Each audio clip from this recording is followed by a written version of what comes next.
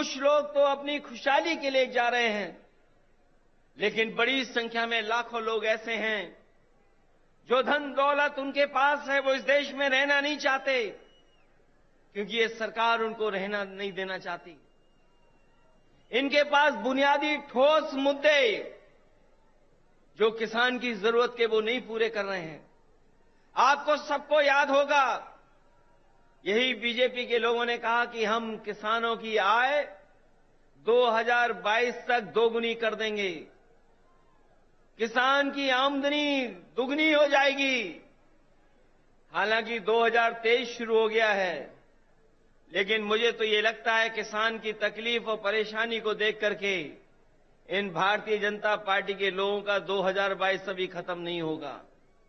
इनका 22 खत्म नहीं होगा, 23 आ गया, 24 आ जाएगा।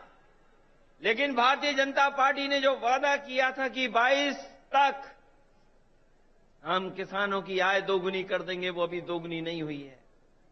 हमारा किसान तकलीफ और परेशानी में है, उसको वादा तो कर रहे हैं, लेकिन जो बुनियादी उसे मदद मिलनी चाहिए वो मदद नहीं मिल पा रही है।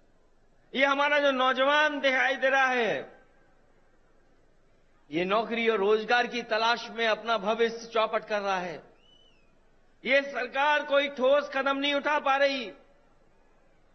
आपका प्रदेश में तो सरकार है जहां मुख्यमंत्री काम कर रहे हैं, लेकिन हम तो अपने प्रदेश में देखते हैं जहां पर बड़े पैमाने पर बेरोजगारी है। जैसे ही चुनाव आ गया है, इन्होंने तय कर लिया है कि जगह जगह इन्वेस्टमेंट मीट करेंगे और इन्वेस्टमेंट मीट के बहाने लोगों को धोखा देंगे। ये प्रचार के माध्यम से धोखा देना चाहते हैं। वैसे तो समय समय पर देश के लोग और देश के जो नेता होते हैं वो G20 की अध्यक्षता कर रहे हैं, लेकिन इस बार इन्हें मौका मिला है अध्यक्षता करने का। मुझे लगता है कि केवल चुनाव के लिए ही प्रचार करेंगे, उसमें कोई ठोस कदम नहीं उठाएंगे। इसलिए आज जब हम इतनी बड़ी संख्या में लोगों के सामने इकट्ठे हुए हैं, जहां मुझे लोग ही लोग दिखाई दे रहे हैं, उनके सामने मैं कह सकता हूं कि अगर तेलंगाना में सफाया हो रहा है बीजेपी का, तो उत्तर प्रदेश भी पीछे नहीं रहेगा। आप अपने प्रदेश से हटाइए, यूपी से हम लोग मिलकर के उनको हटाने का काम करेंगे। हम यूपी वाले यही जानते हैं कि जिन्हें प्रधानमंत्री बनना है वो उत्तर प्रदेश जरूर आते हैं। इसीलिए आपने देखा होगा गुजरात से उत्तर प्रदेश आए। अगर गुजरात से प्रधानमंत्री बन सकते होते तो शायद गुजरात वो नहीं छोड़ते, लेकिन उत्तर प्रदेश के साथ जो धोखा हुआ है उसकी आप कल्पना नहीं कर सकते। मां गंगा हमारी पूजा का, हमारी आस्था का, हमारी संस्कृति की स्थान है। एक पानी का जहाज चला करके, विलासता का जहाज चला करके न जाने क्या सपने दिखा रही है सरकार। और जिस मां गंगा को साफ हो जाना चाहिए था, मां गंगा वैसी की वैसी है, नदी साफ नहीं है, नदी को साफ नहीं कर पाए। मुझे खुशी है इस बात की कि जब मैं मुख्यमंत्री था उस समय आपके मुख्यमंत्री जी ने एक फैसला लिया था कि यहां पर किसानों के खेत तक और घरों में पानी पीने का कैसे इंतजाम किया जाए। वो जो इंटीग्रेटेड इरिगेशन सिस्टम का आपने शुरुआत की, मैं आपको बधाई देता हूं और जनता को भी बधाई देता हूं, उनका धन्यवाद देता हूं कि आपके प्रदेश से शुरू हुई योजना जहां पर खेत को पानी, घर में पानी का इंतजाम किया, वही तो भारत सरकार नकल कर रही है। जो आज भारत सरकार नकल कर रही है वो कहीं ना कहीं आपकी देन है। जिस सरकार ने एक उदाहरण पेश किया हो, और न केवल इरिगेशन में और भी क्षेत्रों में, मैं ऐसे सरकार के लोगों को बधाई देता हूं, खासकर मुख्यमंत्री जी को बधाई देता हूं। जहां इतना विकास हो रहा हो, वहीं भारतीय जनता पार्टी के लोग देश को पीछे ले जाना चाहते हैं। उनके मुद्दे, उनके फैसले हमें और आपको पीछे ले जा रहे हैं। इसलिए आज जरूरत है प्रोग्रेसिव नेताओं की, प्रोग्रेसिव सरकारों की। और मुझे उम्मीद है कि जिस तरीके से भारतीय जनता पार्टी ने देश को पीछे कर दिया है हर चीज में, हम सब मिलकर के जो मंच पर बैठे हैं और प्रदेशों में भी हैं, जो साथ मिलकर के काम करेंगे तो देश को एक नई सरकार भी और नए तरह का एक प्रोग्रेसिव एजेंडा देकर के देश को आगे ले जाने का काम करेंगे। मैं एक बार फिर बधाई देता हूं कि आपने जितना प्रचार करना चाहिए था, आपने भगवान विष्णु, उनके अवतार भगवान नरसिम्हा जी का जो मंदिर का निर्माण कराया, मैं आपको बधाई देता हूं।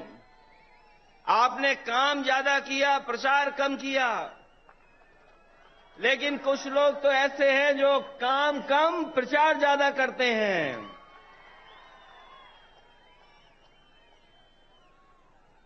इसलिए जब अभी हम लोगों ने त्योहार भी मनाया है, हमारे यहां मकर संक्रांति का त्योहार तब मनाया जाता है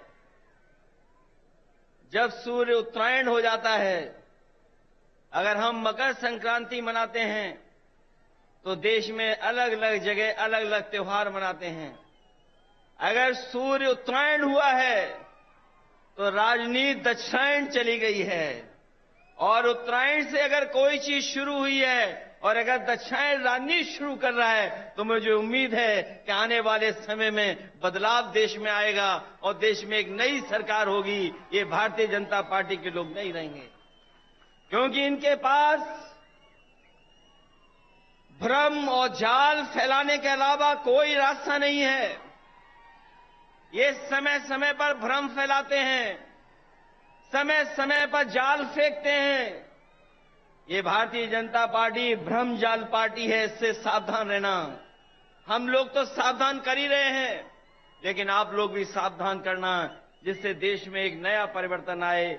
मैं इन्हीं शब्दों के साथ आप सबका बहुत बहुत स्वागत करता हूं, बधाई देता हूं। इस ऐतिहासिक धरती पर जो ऐतिहासिक जनसभा हुई है उसके लिए बहुत बहुत बधाई। और यहां पर जितने भी दूसरे दलों के नेता हैं, मैं उन सब का स्वागत करता हूं। और एक बार फिर आपके मुख्यमंत्री केसीआर राव साहब का बहुत बहुत स्वागत और बहुत बहुत धन्यवाद और बहुत बहुत बधाई हम सबको यहां पर इकट्ठा करने के लिए और लाने के लिए बहुत बहुत धन्यवाद आपका।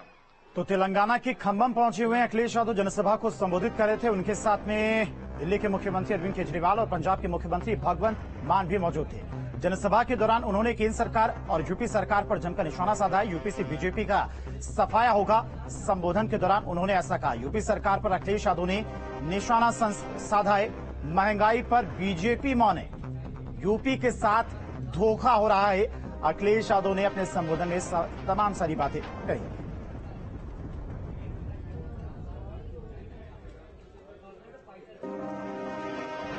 तो देश और यूपी से बीजेपी का सफाया होगा।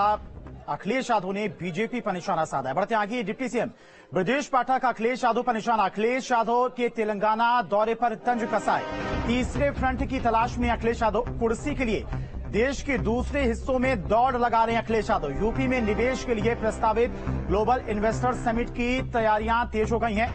मंत्रियों और अधिकारियों के विदेश दौरे के बाद अब तक देश में बड़े बड़े उद्योग घरानों और निवेशकों को यूपी आने के लिए आमंत्रित किया जा रहा है। और इसी कड़ी में डिप्टी सीएम ब्रजेश पाठक हैदराबाद के दौरे पर हैं। डिप्टी सीएम यहां पर कई उद्योगपतियों के साथ में बैठक करेंगे। वहीं शाम को उनका रोड शो भी होगा। वहीं दूसरी तरफ अखिलेश यादव भी तेलंगाना के दौरे पर हैं। ऐसे में ब्रजेश पाठक ने अखिलेश यादव पर तंज कसते हुए कहा कि कुर्सी के लिए अखिलेश देश के दूसरे हिस्सों में दौड़ लगा रहे हैं।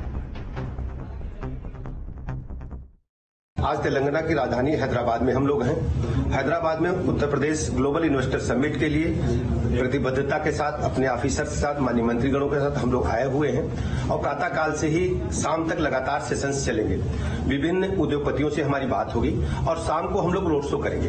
दूसरी तरफ हमने देखा कि जो विपक्षी दल है, समाजवादी पार्टी के मुखिया अखिलेश यादव यहीं आए हुए हैं और वो तीसरे फ्रंट की तलाश में है। उत्तर प्रदेश की विकास की मुख्य धारा में ले जाने के लिए आदरणीय योगी जी की पूरी ताकत और लगन के साथ लगे हुए हैं। दूसरी तरफ विपक्षी दल लगातार उत्तर प्रदेश में अपनी कुर्सी की भूख को मिटाने के लिए देश के दूसरे हिस्सों में दौड़ रहे हैं। उत्तर प्रदेश की जनता को ध्यान से देखना चाहिए कि उत्तर प्रदेश सरकार आदरणीय योगी जी के नेतृत्व में भारतीय जनता पार्टी पूरी ताकत के साथ उत्तर प्रदेश के चतुर्मुखी विकास के लिए काम कर रही है। उत्तर प्रदेश राज्य इंफ्रास्ट्रक्चर के मामले में देश में नंबर 1 पर आने वाला है और हम आर्थिक मोर्चे पर भी शीघ्र ही नंबर 1 पर आ जाएंगे। जालौन से बड़ी खबर है। काल्पी कोतवाली परिसर में कोबरा